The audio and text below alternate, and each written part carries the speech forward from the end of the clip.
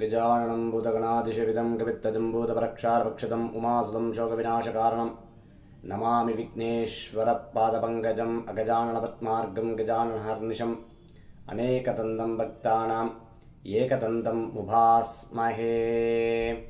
அனைவருக்கும் இனிய மாலை வணக்கம்.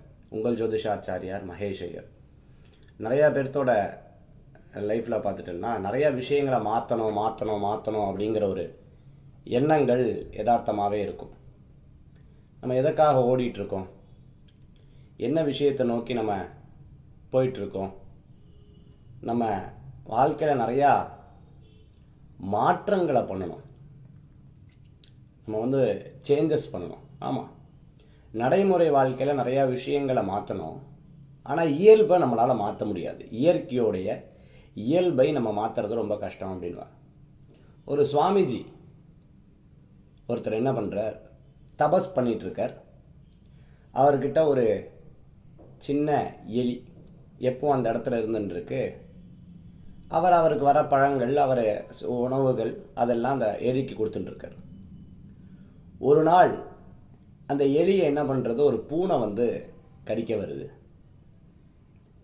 பூனை பாஞ்சு கடிக்க வரும்போது ஒரு ஐயோ பாவம் இந்த எலி அப்படின்னு சொல்லி தன்னுடைய தபஸ் சக்தியினால் அதை பூனையாக மாற்றிடுறார். பூனைக்கு கொஞ்ச நாள் பால் கொடுத்து பார்த்துட்டு இருக்கார். ஒரு நாள் அதை நாய் கடிக்க வருது. உடனே அதை நாயாக மாற்றுறார். திருப்பி நாய் இருக்கும் பொழுது நாயை ஒரு நாள் புலி துரத்துது. அதை புலியாக மாற்றுறார். புலி மாற்றும்போது அந்த நாய்க்குட்டி சொல்லுது, ஒரு நிமிஷம் என்னை புலியாக மாற்றுறதுக்கு பதிலாக சிங்கமாக மாற்றிடுங்க எனக்கு. சரி, இதை ஆசையான் தடுப்பானே அப்படின்னு சொல்லி சிங்கமாக மாற்றுறார். அப்படி மாற்றும்போது இது எந்த இடத்துக்கு போனாலும் இதுக்கு ராஜ மரியாதை. மனதளவில் இது எலி, ஆனால் உடல் அளவில் பார்த்துட்டுலாம் சிங்கம். இது அந்த காட்டில் யாருக்குமே தெரியாது. எங்கே போனாலும் இதுக்கு ராஜ மரியாதை. எல்லாரும் இந்த சிங்கத்தை மதிக்கிறாங்க. ஆனால் மனசளவில் அது எலி தான். ஒரு நாள் அதை உட்காந்து யோசிக்குது, ஆஹா நம்மளுக்கு இவ்வளோ மரியாதை இருக்கே, என்னைக்காவது ஒரு நாள் இந்த சுவாமிஜி திருப்பி நம்மளை எலியாக மாற்றிட்டா என்ன பண்ணுறது, நம்ம இப்படியே நம்ம வாழ்க்கையை வாழ்ந்துருவோமே அப்படின்னு சொல்லிட்டு அந்த சிங்கம் போயிட்டுருக்கு. சரி, இதுக்குனால என்ன முடிவு, இந்த சுவாமிஜியை கொன்னுட்டோன்னா இது யாருக்குமே தெரியாது, நம்ம இப்படியே வாழ்ந்துடலாம் அப்படின்னு சொல்லிட்டு திட்டம் போட்டுட்டு ஒரு நாள் போகுது. இந்த சுவாமிஜி எப்பவும் போல அவர் எலிக்கு எப்படி சாப்பாடு வைக்கிறோம் அதே மாதிரி கூப்பிட்டு சாப்பாடு வச்சு தலையை தடவுறார். டப்புன்னு இது இந்த சுவாமிஜியை இந்த சித்தரை கழுத்தை பிடிக்க வந்த உடனே இவர் என்ன பண்ணுறார், உடனே மந்திர ஜபத்தினால திருப்பி அதை எலியாக மாற்றுறார்.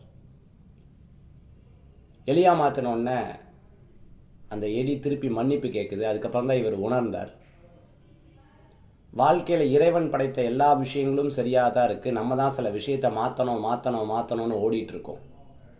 We are in the dream. Yes, நம்ம ஒரு தூக்கத்தின் கனவுலாக வாழ்க்கை நடத்திட்டு இருக்கோம். எல்லாம் மாற்றணுங்கிற ஓட்டத்தை கொள்ளக்கூடாது. தானாக மாறும் பொழுது அதை அக்செப்ட் பண்ணணும் அப்படிங்கிற விஷயத்தை இன்றைக்கி நம்ம பார்த்துட்ருக்கோம். இது ரொம்ப உங்களுக்கு பயனுள்ளதாக இருக்கும். அதனால் மாற்றம் பண்ணுறது அவசியம். அதனால் ரொம்ப மாற்றம் வேணும் அப்படின்னு ஓடிக்கிட்டே இருக்க வேண்டாம். அந்த ஓடுதல் உடல் உபாதைகளை கொடுக்கும். ஓடுதல் குடும்பத்தை கவனிக்க முடியாது. அந்த ஓடுதல் நம்மளையே நம்ம மறந்துடுவோம்.